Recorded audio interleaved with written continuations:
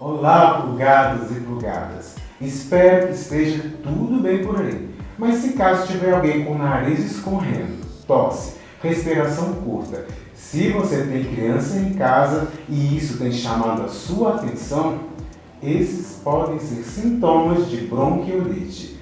E esse vai ser o tema, o assunto do nosso plugado de hoje. Se você já pesquisou sobre a bronquiolite, já sabe que é uma condição respiratória que afeta principalmente bebês e crianças pequenas. E pode ser uma das principais causas de hospitalização de bebês. Agora, para esclarecer sobre esse assunto, convidamos a perita em crianças, a pediatra, doutora Cibele Lousada.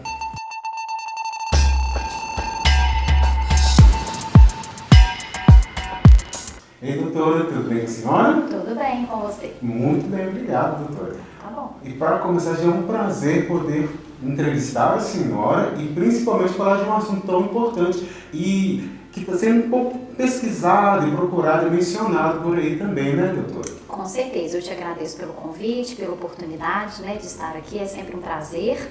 E, de fato, a bronquiolite, ela já é uma doença conhecida há muitos anos, que tira o sossego dos pais e pediatras, e ela tinha uma característica sazonal, então ela tinha uma característica de acontecer em algumas épocas específicas do ano, e desde a pandemia a gente viu esse cenário mudar um pouco. Então hoje a gente tem bronquiolite em todos os meses do ano, embora isso não fosse visto anteriormente. Então, para quem está em casa, está preocupado, tem bebê, está ali com algum desses sintomas ali, o que é a bronquiolite, doutor? Explica para a gente ficar perito nisso também. Certo.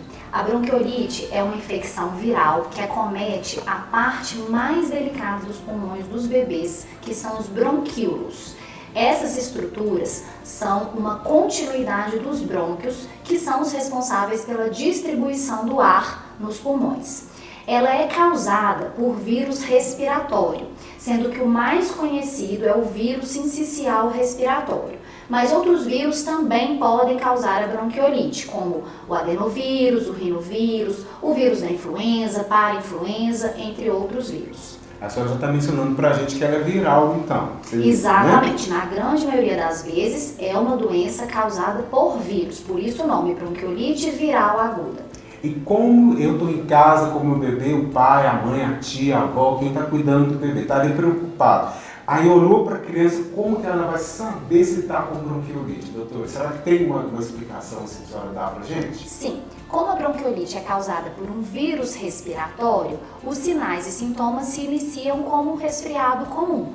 Então o bebê em geral, ele inicia com coriza, obstrução nasal, tosse, redução das mamadas e em 1 ou 2 dias ele pode evoluir com febre, uma tosse mais intensa, recusa das mamadas, dificuldade para respirar, cansaço, um aumento da frequência da respiração e os chiados, que nós chamamos de sibilância. Nas crianças mais graves, além desses sintomas, a gente ainda pode ter gemência, sonolência excessiva, um esforço respiratório mais importante, com a cianose, que é o arroxeamento da boca e das extremidades, e até mesmo crises de apneia. Não, pelo que a senhora está falando, tem que ficar observando a criança mesmo. A criança Sim. tem que ser observada já. Exatamente. Na maioria das vezes, as crianças elas vão apresentar uma evolução benigna. Então, lavagem nasal, antitérmico, caso essa criança apresente febre, leite materno são suficientes para o tratamento. Então, assim como os outros vírus, o vírus sincicial respiratório, os vírus que causam bronquiolite, eles vão ser passageiros. Algumas crianças, elas vão precisar de maior observação, maior monitorização e caso apresentem, dificuldade intensa nas mamadas, dificuldade para respirar, cansaço, muita chieira, gemência, sonolência, essa criança deve ser avaliada imediatamente. Aquela coisa, como parece que tem um gatinho aí dentro, já tem que pensar em avaliar essa criança, Exatamente. A senhora mencionou do leite materno. Então, tem uma faixa etária que desenvolve a bronquiolite? Só de curiosidade? A bronquiolite, ela pode acometer crianças de qualquer faixa etária, mas ela acomete principalmente as crianças mais jovens, principalmente os lactentes menores de 6 meses. Perfeito. E para a gente falar de tratamento, como que é o tratamento, doutora? Infelizmente, nós não temos um tratamento efetivo, né, contra a bronquiolite, assim como na grande maioria dos vírus respiratórios. Em geral, esses pacientes vão ser tratados só com a hidratação, uma nutrição adequada, né, e monitorização. E, como eu disse, alguns pacientes com critérios de gravidade, eles vão precisar ser internados para receber alimentação por sonda ou hidratação venosa, para receber oxigênio-terapia, e em até 15% desses pacientes com critérios de internação, eles vão precisar de um suporte ventilatório mais intensivo, e nós então encaminhamos esse bebê para a UTI. Então, pensando um pouco, né, tem que ficar muito atento realmente, né, criança? Sim. Uma vez que não tem um tratamento, mas tem que ter cuidados, né, para que tome com essa criança, então tem que ficar de olho nela. Acho que criança e descuido no fundo são duas coisas que não combinam, né? Exatamente. E sequela? Existe sequela da bronquiolite? Ela pode carregar essas sequelas? Aham. Na juventude, adolescência? Não, a bronquiolite é um quadro pontual, né? A doença chama bronquiolite viral aguda, é um quadro agudo. A criança ela pode apresentar mais de um quadro porque mais de um vírus pode provocar bronquiolite. Algumas crianças elas podem desenvolver ao longo da vida uma sibilância, uma chieira mais persistente. E aí a gente vai ter, né, o bebê chiador, o lactente sibilante ou até mais tarde a criança asmática. Então, a bronquiolite ela pode desencadear futuramente esses quadros crônicos, mas não o vírus em si, e sim o quadro do broncoespasmo, né, que é o acometimento desses bronquíolos. E pensando em tranquilizar as mamães, os papais, quem está nos vendo, doutor, aí se caso precisar de internação, é preciso internar? E se precisou, é uma medida extrema ou é para controlar e se Deus quiser ficará tudo bem? Poucas crianças precisam de internação, né? A maioria vai ter uma evolução benigna com tratamento domiciliar. Aquelas crianças que precisam de internação, em geral, são as crianças mais jovens, né? Então, os bebês, 1 mês, 2 meses, 3 meses, muitos para monitorização, né? E para oxigênio-terapia. E aqueles bebês que têm alguma doença de base, então são bebês prematuros extremos, com doença cardíaca crônica, com doença pulmonar crônica. Então essas crianças é que precisam de uma atenção maior e muitas vezes vão demandar um tratamento mais invasivo, um tratamento mais intensivo.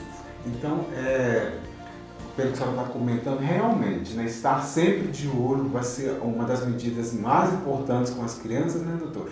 Isso pensando que ela é virótica. O que a gente pode fazer? Quais cuidados que a senhora poderia dar algumas dicas? Por exemplo, eu vou chutar assim, será que eu tenho sempre que ficar limpando debaixo das camas? Porque isso pode afetar minha criança? Alguma dessas dicas, essa seria uma, por exemplo?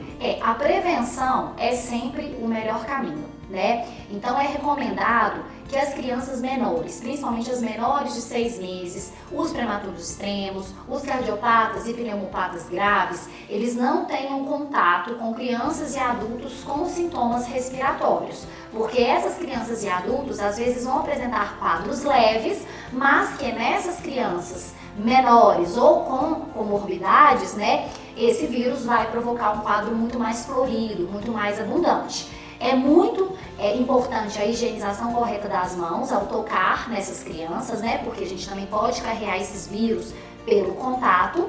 Aleitamento materno sempre, né, a melhor prevenção, passagem, né, da imunidade da mãe pelo leite materno para as crianças. E o acompanhamento pediátrico, né, para que essa criança ela tenha um crescimento monitorizado, uma alimentação adequada e essa vigilância da saúde para que a gente não tenha aí um quadro mais grave, né, um quadro que demande então essas medidas mais intensivas. Então pensei em tocar o bebê, eu já tenho que lavar a mão. Com certeza. E nada de ficar pegando no rostinho e tal, né? Nem na mãozinha. Nem na mão? Nem na mãozinha. O recado dá. Vamos ficar Isso. conscientes sobre isso agora, doutora. Com certeza. Olha, muito obrigado pela participação da senhora no programa. Eu acho que quem tinha dúvida conseguiu sanar, né, essa dúvida sobre a bronquiolite e vai começar a parar para pensar nos cuidados. E eu acho que ficar atento, literalmente, às crianças. Com certeza. Muito obrigada mais uma vez pelo convite. Eu estou sempre à disposição.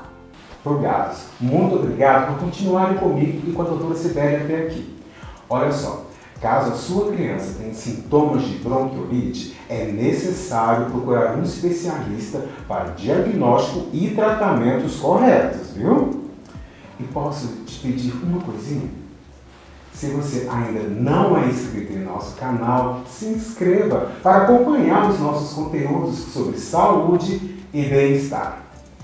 E se você quiser só ouvir esse bate-papo, estamos também no Spotify, tá, doutora Sibeli? Se você quiser compartilhar no Spotify, estamos lá também. Tá ótimo. Muito obrigado por vocês estarem aqui. Então, até o próximo lugar. A gente vai indo, né, doutora? Isso mesmo. Tchau, tchau. Tchau, tchau.